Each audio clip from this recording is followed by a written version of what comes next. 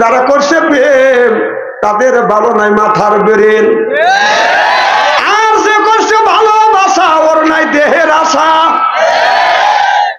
বাজারে ভালোবাসা করছে, নাম হলো বাজার প্রেমিকের নাম হলো আখি, আখি যুবক তাক দিয়ে গেছে ফাঁকি। এদিনে রাগ করে ছেলে খায় গাঁজা, আল্লাহ দিবে বাদাম সাজা। এরপরে খায় বাদাম মদ, হারাবে বাদাম জাহান্নামের পথ। যে খাবে সিগারেট তার নাই মুখের বেরেক, আর যে খাবে বিড়ি তার মানে দৌড়বে কিরি। বিড়ি যারা খায় তাদের হাত দিয়ে বন্ধ, মুখ দিয়ে বন্ধ, দাড়ি দিয়ে বন্ধ, টুপি দিয়ে বন্ধ, জামা দিয়ে বন্ধ, রুমাল দিয়ে বন্ধ, লেপ দিয়ে বন্ধ, বালিশ দিয়ে বন্ধ। আমার হয় সন্দ ওর বউ থাকে কেমনে রে আল্লাহ রে, জোরকান ঠিক কিনা। টাটকা বিড়ি খায়া বিবির মুখের কাছে যখন মুখলে বউ খালি মুখ গুঁড়ো। স্বামী কয় আমি তোমার মুখের কাছে মুখ নেই, তুমি মুখ গুঁড়ো কে? বউ কয় আমার শরম করে লজ্জাও করে, তুমি এই মাত্র টাটকা বিড়ি খায়া আমার মুখের সাথে মুখ লাগাইছো, তোর পাশার সাথে তোর মুখের বেশ করতে পারো না, বহু কষ্ট দা বিড়ি খা। কিছু লোক চিন্তা করতেছে মুখে ভাবছো বিড়ির বিপক্ষে ফতুয়া দিবে। ননে বা আমি কেন বিড়ির বিপক্ষে ফতুয়া দেবো? কেউ যদি বলে বিড়ি খাওয়া হারাম, আমি বলবো বিড়ি খাওয়া জায়েজ, তা 200 কোটি বার জায়েজ। আমি বলে দিই খাওয়ার একটা স্বাধীনতা আছে, যেমন আদব আছে। ভাত খাওয়ার আদব হলো বসে থেকে, পানি খাওয়ার আদব হলো বসে থেকে, আর বিড়ি খাওয়ার আদব হলো টয়লেটের ভিতরে।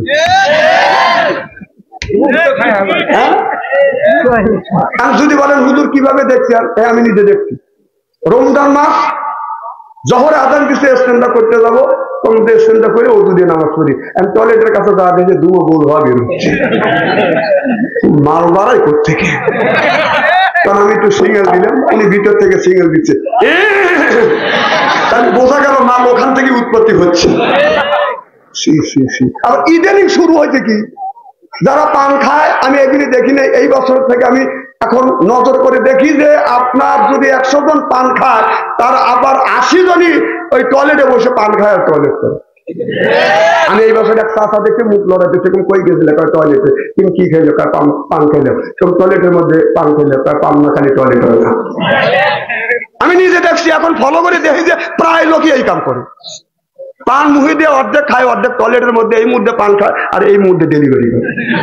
না আমার কথা হলো যে হালাল জিনিস যদি টয়লেটের মধ্যে জায়েজ মনে করে খাও, তাহলে একটু গু তুলে আপনি চুন মনে করে খাও না, এগুলি খাইতে পারো না।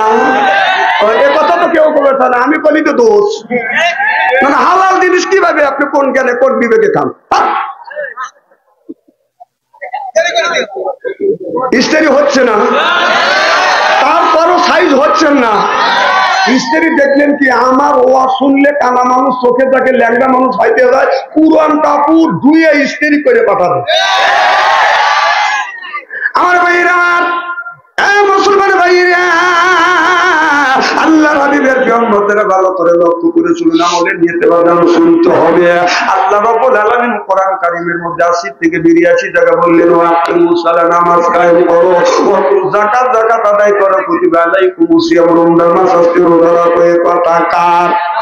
আল্লাহ নামাজের কথা 80 থেকে 82 জায়গা, যাকাতের কথা আল্লাহ 30টা জায়গা বলেছে, কুতিবা আলাইকুমুস সিয়াম, রমজান মাসে রোজার কথা আল্লাহ একের থেকে বাজার 2টি জায়গায় ইঙ্গিত দিয়েছে। আর ফালিয়াদহাকু কলিলা ওয়ালিয়াবকু কাসীরা, আল্লাহ বলে বেশি বেশি করে কাঁদো আর কম কম করে হাসো। এই কান্নার আয়াত বাদান কোরআনের মধ্যে আল্লাহ একটা জায়গা বাদান দিয়েছে। আর দিন প্রতিষ্ঠিত করবার কথা আল্লাহ কোরআনের মধ্যে বাদান 500 উপরে জায়গা, 500 উপরে বাদান বলেছে। আর ডাইরেক্ট 500 জায়গা বলেছে, ইনডাইরেক্ট আপনার 403 জায়গা দিন প্রতিষ্ঠিত করবার কথা বলেছে। তাহলে নামাজের কথা, নামাজের কথায় 80 থেকে 82 জায়গা, যাকাতের কথা বাদান 30 জায়গা, আর কুতিবা আলাইকুমুস সিয়াম, রমজান মাসের রোজার কথা আল্লাহ একের থেকে 2টি জায়গা বলেছে। আর কান্নার কথা একটা জায়গা যদি আল্লাহ বলে থাকে, দিন প্রতিষ্ঠিত করবার কথা আপনার ডাইরেক্ট ইনডাইরেক্ট আপনার 903 জায়গা আল্লাহ বলছে দিন প্রতিষ্ঠিত করো। সিল্লাপান আল্লাহু আকবার। আমার ভাইরা, আমার এদিক তাকান, কোরআনের কথা বলতেছে, আমার কথা না। কতবার মাথা নিচ ফেলে দিতেছে, কতক্ষণ আমার গাও বিলে আসতেছে, কারণ গাও বিলে গেলে আমার কিছু করার আছে। আল্লাহ বললেন এদিক তাকায়েন, যেই নিচ ফেলে তাকাবেন বুঝতে হবে যে ওই দলের লোক। আল্লাহ, আমি কই কথা বলছি নাকি?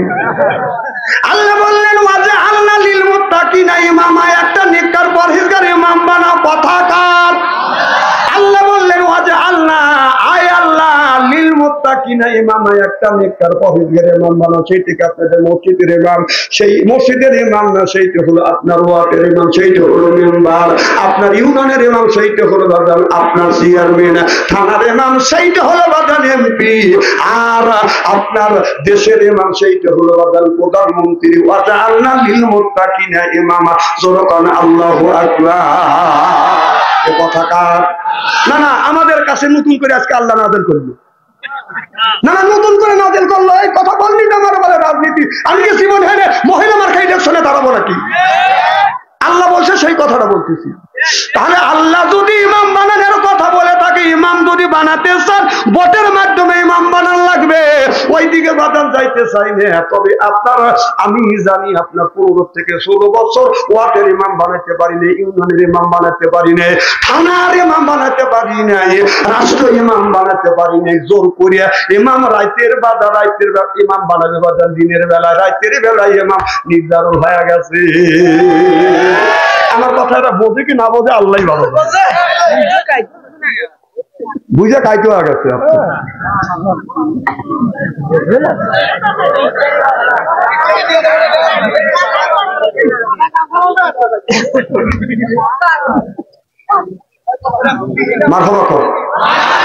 আমার ভাইয়ের আমার, তাহলে আল্লাহ ইমাম বানানোর কথা বলল কে? আল্লাহ যদি ইমাম বানানোর কথা বলে, আমার মতো মৌলবী বার মতো মৌলানা যদি বলে, মৌলানার দোষ না আল্লাহর দোষ? কথা বলে আল্লাহ বললো আল্লাহ দোষ নাই। আল্লাহ তো বলছে, আল্লাহ বলছে দেখে আমরা বলতেছি, তাহলে দোষ হলো আল্লাহ। তা আল্লাহর উপরে কিছু করতে পারো না। আর বাচ্চা নরম পাও, গরম দেহ না। আমার ভাইয়ের আমার, মুসলমান ভাইরে, আল্লাহর নবীর আপনার জাতীয় সংসদ, আপনার আল্লাহর নবীর জাতীয় সংসদ ছিল বাদাল মসজিদে নববীর। সুবহানাল্লাহ বললেন না? আর আমাদের জাতীয় সংসদ হলো বাদাল ঢাকা সংসদ ভবন। কারণ ওই জায়গা আল্লাহর নবী মসজিদে নববীর যদি জাতীয় সংসদ বানিয়ে যদি নামাজ পড়তে পারে, আমাদের এই জাতীয় সংসদও বাদাল নামাজ হবে। জোরকান মারহাবা। তাহলে আমাদের এলাকা মহল্লায় মহল্লায় একটা করে মসজিদ রয়ে গেছে বাদান, মহল্লায় মহল্লায় বাদান আপনার একটা দুইটা তিনটা করে মসজিদ রয়ে গেছে। এই মসজিদে যদি মমতাজের মতন মহিলা আসিয়া যদি ড্যানে যায় উল্টো পাল্টা গান গায়, আপনারা কি মানা দিবেন? না না দিবেন, আপনারা দিবেন না বর্তমান মানে?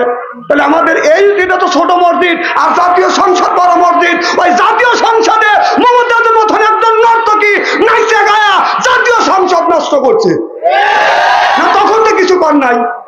হ্যাঁ, এখানে বলে আপনি কি করবেন? ওখানেই পাবেন না, এখানে কি করবেন আপনি? কবে পারো নাই? বাহ, ঠিক আছে, বোবার তো বালাই নেই।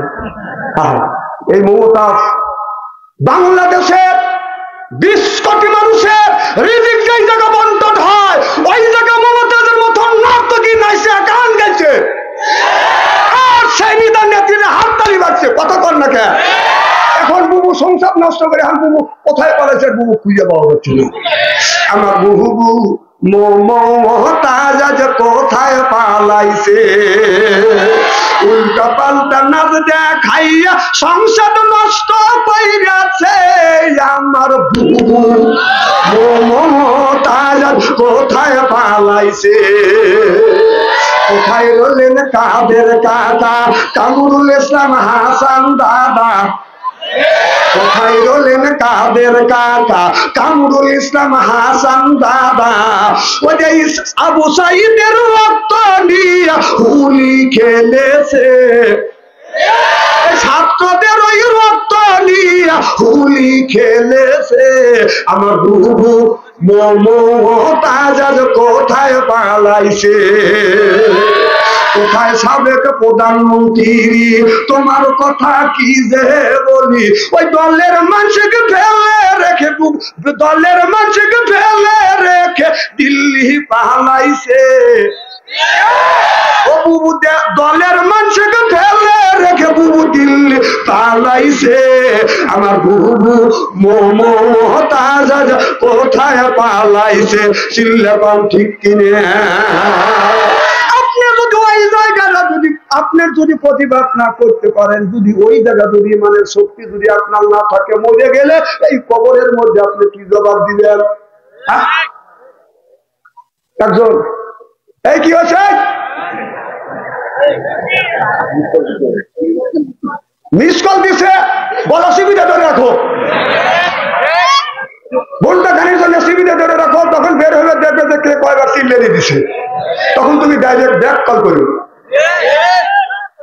কথাটা ওয়াস্তা করবে দেখ খুব কি খারাপ লাগতেছে নাকি চলবে তো মাথা বাড়তে চলো আমার ভাইয়ের আমার ওই দিকে যেতে চাই না এই রাবিয়া বস্তি একজন মহিলা মানুষ এই রাবিয়া বস্তি বদল হজ করবার জন্য যখন গেছে এই রাবিয়া খানাই কাবার গেলাম ধরে বলতেছে কাবারে তুমি হলে তামাম পৃথিবীর মুসলমানের নামাজের কাবা আর আমি রাবিয়া তোমারে জিজ্ঞাসা করি তোমার কোন কাবা আসেনি আল্লাহর ওলি আব্দুল্লাহ বিন মুবারক বাদান রাবিয়া বস্তির পিছনে আল্লাহর ওলি আব্দুল্লাহ বিন মুবারক আপনার রাবিয়া বস্তিকে বলতেছে রাবিয়া আমি বারবার হজ করেছি কোনদিন খানাই কাবা মানুষের সাথে কথা কয় না ও রাবিয়া খানাই কাবাকে তোমার সাথে কথা বলে রাবিয়া বস্তি বলে হুজুর কোন মানুষের যদি খানাই কাবার সাথে কথা বলার যদি যোগ্যতা থাকে এই খানাই কাবা মানুষের সাথে কথা কয় চিল্লাপার মারহাবা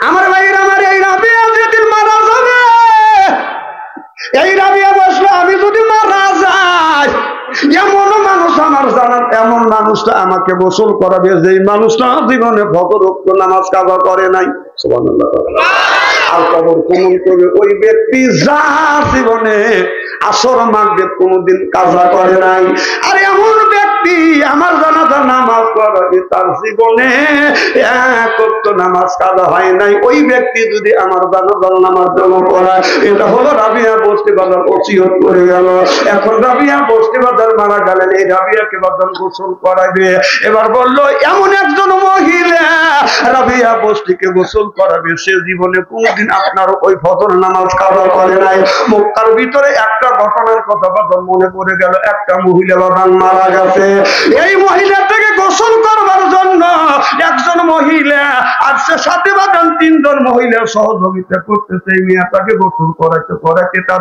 রানের উপরে যখন একটা হাত করছে তখন ওই মহিলা মনে মনে মন্তব্য করে বলতেছে এই মহিলা চরিত্র খুব ভালো ছিল না এই কথা যখন বলছে বলাও শেষ হাত এই জায়গা বাদান আটকে গেছে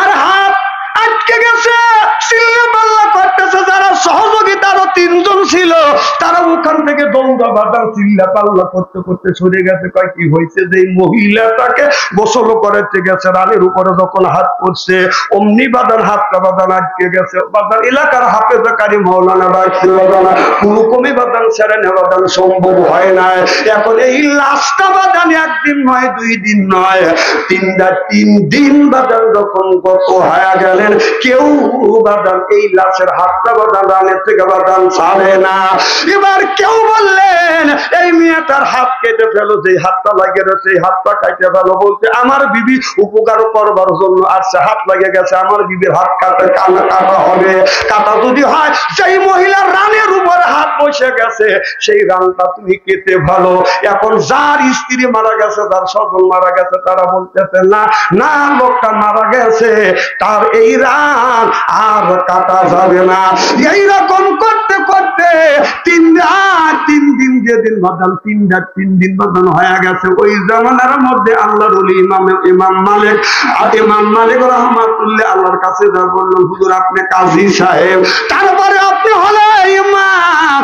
এই ঘটনা হয়ে গেছে। হযরতে ইমাম মালিক এই মহিলার কাছে এসে বলতেছে, একটা পর্দা করো। পর্দার ভিতরে ওই মহিলাটাকে রাখা হইল। আর ইমাম মালিক আপনার পর্দার বাড়ি লাশের কিন্তু বাদান গন্ধ বের হয়ে যাচ্ছে।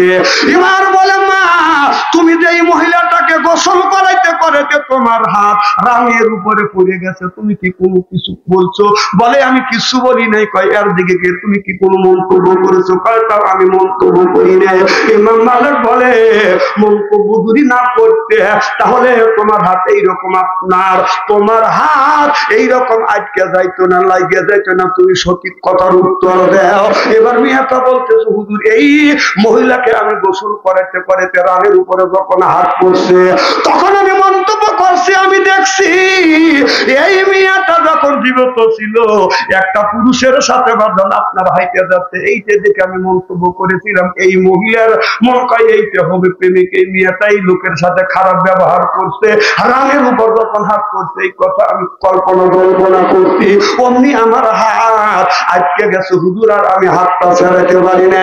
আল্লাহর ওলি ইমাম মালিক বলল, মা তুমি যে মেয়েটার উপরে মন্তব্য করলে, এই মেয়েটার যার সাথে গেছে সে কে? তার স্বামী হয় না, ছেলে হয় না, না তার বন্ধু হয় না, তার কি হয়? কয়, আমি জানি না। কয়, তুমি না চাই না কেন মন্তব্য করলে? তুমি যে মন্তব্য করলে এই মেয়েটা কি জীবনে খারাপ কাম করছে, তুমি কি দেখছো? কি শুনছো? কয়, শুনু নাই, দেখু নাই। ইমাম মালিক বললে, না জানে না শুনে কেন তুমি এইরকম খারাপ মন্তব্য করলে?